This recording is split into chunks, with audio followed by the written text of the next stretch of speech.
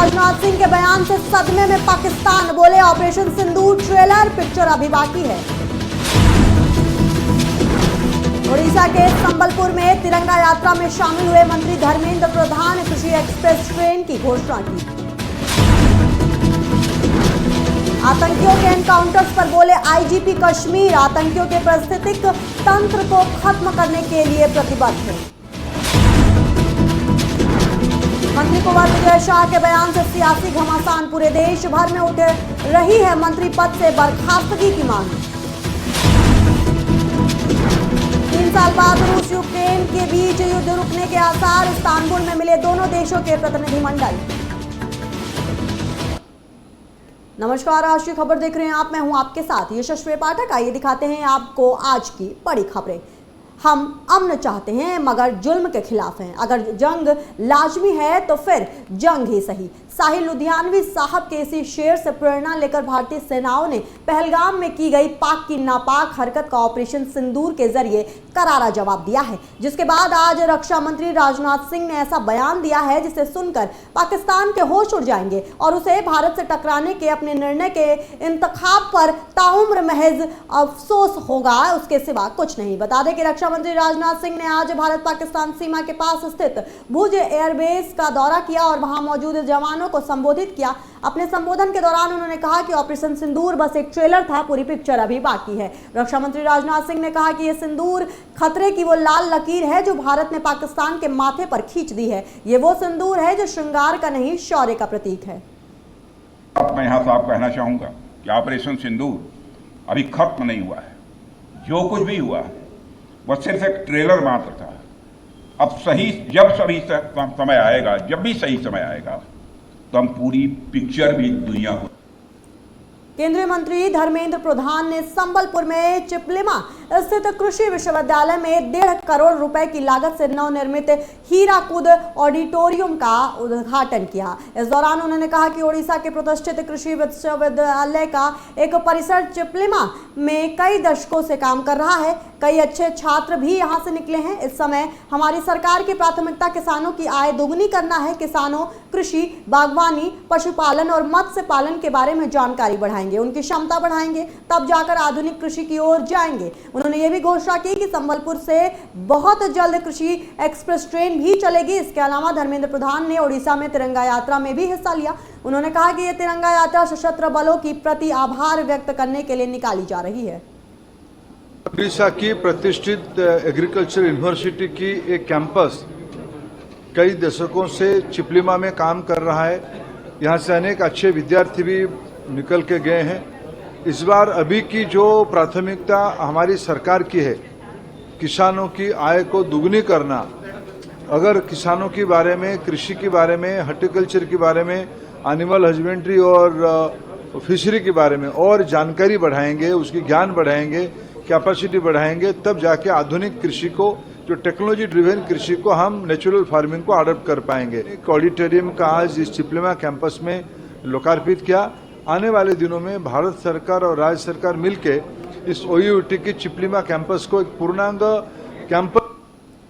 पहलगाम आतंकी हमले के बाद से भारतीय सेनाएं लगातार एक्शन मोड में हैं। भारत पाक सीमा पर भले ही सीज फायर के चलते संघर्ष पर ब्रेक लग गया हो, लेकिन इसके साथ ही आपको ये भी बता दें कि देश के अंदर मौजूद आतंकियों पर भारतीय सेना काल बनकर टूट रही है और इसी का नतीजा है कि बीते 2 दिनों में भारतीय सेना के प्रहार से 6 आतंकी काल के गाल में समा चुके हैं, जिसको लेकर कश्मीर के आईजीपी वीके बिर्दी ने कहा कि पिछले 48 घंटों में हमने 2 सफल ऑपरेशन किए हैं। उन्होंने बताया कि ये 2 ऑपरेशन केरन और त्राल इलाकों में किए गए हैं, जिसके परिणाम स्वरूप कुल 6 आतंकवादियों को मार गिराया गया है। आईजीपी ने आगे बताया कि हम यहां आतंकी पारिस्थितिक तंत्र को खत्म करने के लिए प्रतिबद्ध हैं। जैसा कि आप सब जानते हैं, जो कश्मीर घाटी में जो पिछले 1 महीने से जो टेररिस्ट एक्टिविटी हैं, गतिविधियां हैं, उस घटनाक्रम के परिप्रेक्ष्य में जो बाकी यहाँ पे तैनात सारे सुरक्षा बल हैं, उन्होंने अपनी स्ट्रेटजीज का पुनर्वलोकन किया और उसकी एक समीक्षा करी और इसी समीक्षा के तहत जो है हम लोगों का बहुत इंटेंसिफाइड फोकस ऑपरेशन पे रहा और इसी इंटेंसिफाइड फोकस और आपसी तालमेल और कोऑर्डिनेशन के तहत हम लोगों ने पिछले 48 घंटों में 2 सक्सेसफुल ऑपरेशन यहाँ अंजाम दिए हैं जिसमें हम लोगों को बहुत ही सिग्निफिकेंट जो है अचीवमेंट मिली है।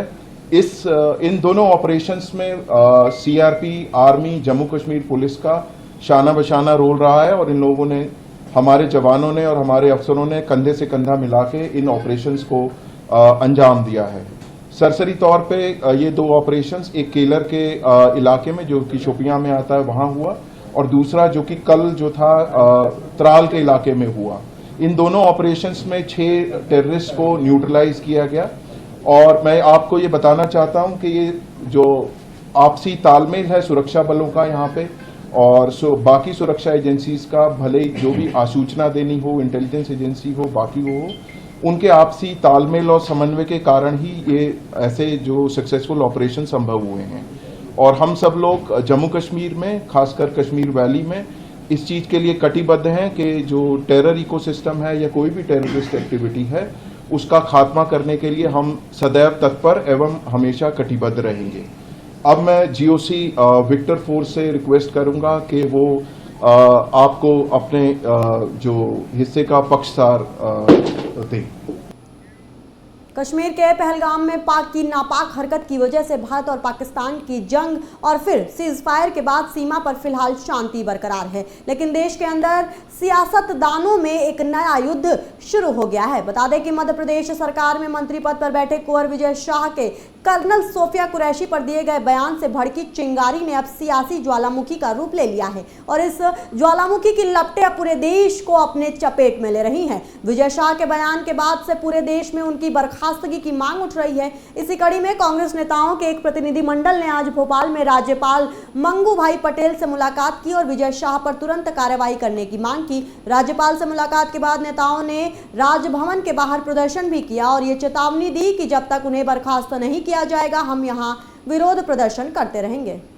आप पिछले 3 दिन से चल रहा है जिस प्रकार से मंत्री विजय शाह, जिन्होंने सेना के एक आला अधिकारी के खिलाफ बयान करे, अवरत टिप्पणी करी, लेकिन सरकार ने अभी तक कोई निर्णय नहीं लिया। हम चाहते हैं कि उसका इस्तीफा हो। जन भावना है, क्या सरकार भारतीय जनता पार्टी सेना से बड़ी हो गई है? मोदी जी को मैं कहना चाहता हूं, इस पर तत्काल निर्णय होना चाहिए। अमित शाह जी से कहना चाहता हूं, प्रदेश अध्यक्ष जी से कहना चाहता हूं, मुख्यमंत्री जी क्यों चुप है? क्या है आपकी, क्या मजबूरी है कि एक आपका सेना आपसे बड़ी छोटी हो गई है आपकी पार्टी से? यही हम माननीय राज्यपाल जी से हमने अनुरोध किया कि आपको अधिकार है कि इस प्रकार के अगर कोई अपमानजनक करते हैं तो उस पर तत्काल आप कार्रवाई कर सकते हैं। और ये पूरा राष्ट्रीय इश्यू हो गया, एक जन भावना है आम व्यक्ति की।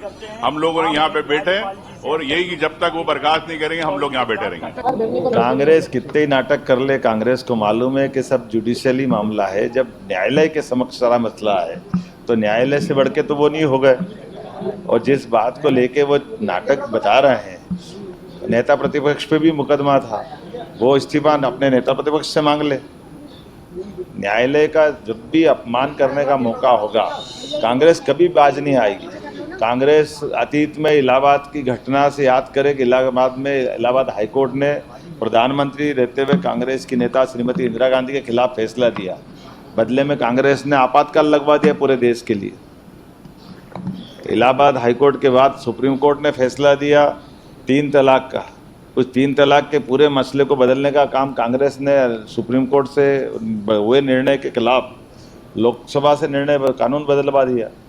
ये तो यशस्वी प्रधानमंत्री की सरकार है जिनने न्यायालय के उस सम्मान का भी निर्णय किया जो आज से 40 साल पहले 3 तलाक के मामले में हुआ था। और दोबारा अभी यशस्वी प्रधानमंत्री ने राम मंदिर के मसले को सुप्रीम कोर्ट ने निर्णय दिया, तो हिंदू मुस्लिम एकता रखते हुए जिस ढंग से निर्णय को लागू कराया, ये हमारी सरकार ही है कि हम न्यायालय के निर्णय का पालन करते हैं और न्यायालय का सम्मान करते हैं।